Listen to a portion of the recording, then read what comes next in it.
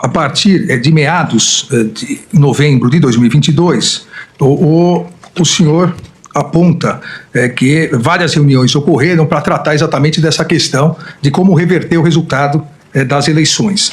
E que uma dessas pessoas que tratava desse assunto era um ex-assessor internacional do ex-presidente, o ex-assessor Felipe Martins, que vinha acompanhado de um jurista. E diz o senhor que foram mais de 2 encontros dessas pessoas com o ex-presidente Jair Bolsonaro e, juntamente com esse jurista, eles apresentaram um documento ao presidente Jair Bolsonaro no Palácio do Alvorada. O senhor se recorda? Eu gostaria que o senhor explicasse como foi essa apresentação e do que se tratava o documento. Sim, senhor. Então, agora, em termos de data, não me lembro bem como foi, mas me parece que foi umas 2, no máximo 3 reuniões, talvez 2, em que foi levado esse documento ao presidente. O documento consistia basicamente de 2 partes, né? A primeira parte eram os considerandos, né? Eram 10, 11, 12 páginas, né? Muito robusto. Nesses considerandos, eles listavam basicamente as possíveis interferências, intervenções do STF e do TSE no governo Bolsonaro e nas próprias eleições. E no segunda parte entrava numa área mais jurídica, né? De estado de defesa, estado de sítio, prisão de autoridades e decretação de um conselho eleitoral, alguma coisa assim para refazer as eleições ou algo parecido. Esse documento, o senhor disse que previa a decretação de prisão de determinadas autoridades. Quais seriam essas autoridades? Ministro, basicamente, vários ministros do STF, o presidente do Senado, acho que o presidente da Câmara não, mas eram de várias autoridades, assim, tanto do STF como do Legislativo. Também previa, o senhor disse, uma comissão eleitoral. Sim, senhor. Essa comissão eleitoral qual seria a função dessa comissão eleitoral? Eu não me ative muito nos detalhes do documento, mas seria conduzir uma nova eleição, né, baseado numa eleição anulada, algo assim. Então seria para conduzir uma nova eleição após a eleição já realizada. Sim, senhor. O ex-presidente Jair Bolsonaro recebeu e leu esse documento? Sim, senhor. Recebeu e leu. Ele fez algumas alterações no documento? Sim, senhor. Ele, de certa forma, enxugou o documento, né? Ele enxugou o documento, basicamente retirando as autoridades das prisões, né? Somente o senhor ficaria como preso. O resto não... O resto foi concedido no habeas corpus.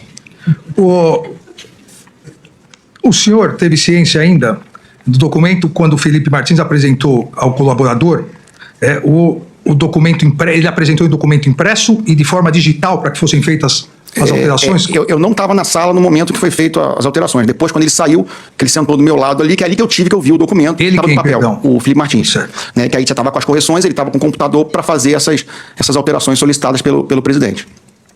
Então o senhor teve acesso... Sim, senhor, eu vi o documento. E o presidente hoje réu Jair Messias Bolsonaro também teve. Sim, senhor. E Felipe Martins que levou esse documento. O senhor se recorda o nome do advogado, entre aspas, jurista, que acompanhou?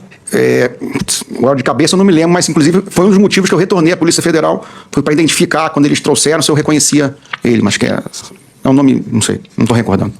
Após essas alterações feitas nos termos que o senhor disse, esse enxugamento, né, que o então presidente Jair Messias Bolsonaro fez nesse decreto, nessa minuta de decreto, houve uma nova reunião. O senhor diz Sim, senhor. Sim, senhor. Ele voltou mais uma vez lá para conversar com o presidente. E nessa reunião é que ficou acertado que seriam chamados os comandantes das forças para terem ciência desse documento. Sim, senhor. E só que quando os comandantes vieram, a apresentação que foi feita inicialmente foi só da parte dos considerandos, que foi a parte que eu presenciei porque eu que operava o computador. Então foi projetado na tela, né, com a participação do Felipe Martins nessa reunião. Então foi só a primeira parte que foi apresentada, que me parece, nesse dia. A outra parte, com os artigos do tal do decreto, estado de sítio e defesa, ou ele não foi apresentado nesse dia, ou nós não estávamos presentes no momento. Então, mas nessa reunião, quem estava presente? Nessa reunião, onde foi os considerandos, estavam os 3 comandantes de força, se eu não me engano.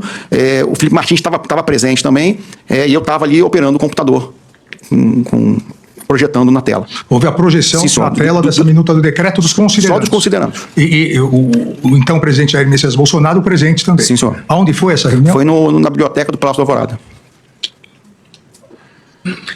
Na sequência houve, aqui segundo o depoimento do senhor, houve a reunião do dia 7. A reunião do dia 7 de dezembro, em que participaram os generais, ou foi essa no dia 7? Eu acho que teve mais uma. Eu acho que teve mais uma depois.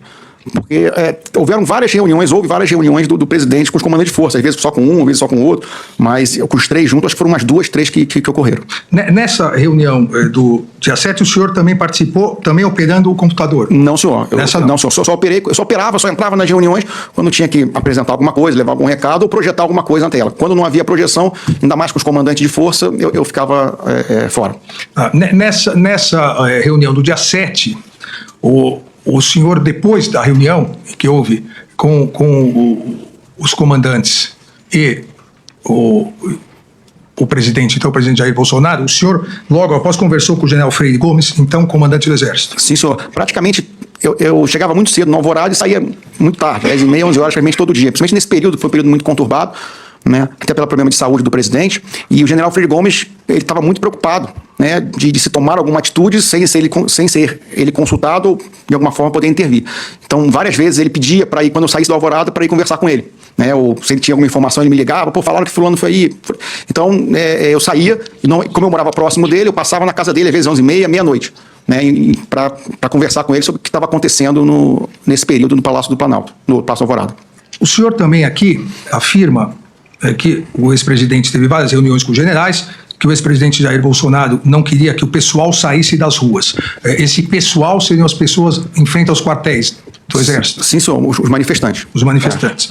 E também que o ex-presidente Jair Bolsonaro tinha certeza que encontraria uma fraude nas urnas eletrônicas e por isso precisava de um clamor popular para reverter a narrativa. Que o ex-presidente estava trabalhando com duas hipóteses. A primeira seria encontrar uma fraude nas eleições e a outra, por meio do grupo radical, encontrar uma forma de convencer as Forças Armadas a aderir a um golpe de Estado. O senhor confirma essas declarações? Sim, senhor. Não era algo tão explícito assim, né? Tanto que eu comentei que foi a minha visão dos fatos do que estava acontecendo, né? Sempre se teve a ideia que pudesse, até o final do mandato, aparecer uma fraude real nas urnas. Tanto que em todas as minhas mensagens que foram, né, abertas aí por parte da investigação, todas elas eu falo que não foi encontrado nenhuma fraude, que tudo ficou no campo da estatística, que de certa forma não ia acontecer nada. Até porque não tinha apoio dos comandantes militares e não tinha subsídio de ter encontrado uma fraude ou algo que pudesse ser o estopim de algo. Em alguma dessas reuniões, em algum momento, após as eleições, até o dia 31 de dezembro, algum comandante, algum ministro, algum assessor apontou alguma fraude real nas urnas eletrônicas? Não, senhor. O que apareciam eram estatísticas, né? Os dados eram tirados aí do próprio site do TSE, trabalhados em computadores para tentar achar alguma coisa que pudesse levar a uma fraude, mas não se conseguiu comprovar nada.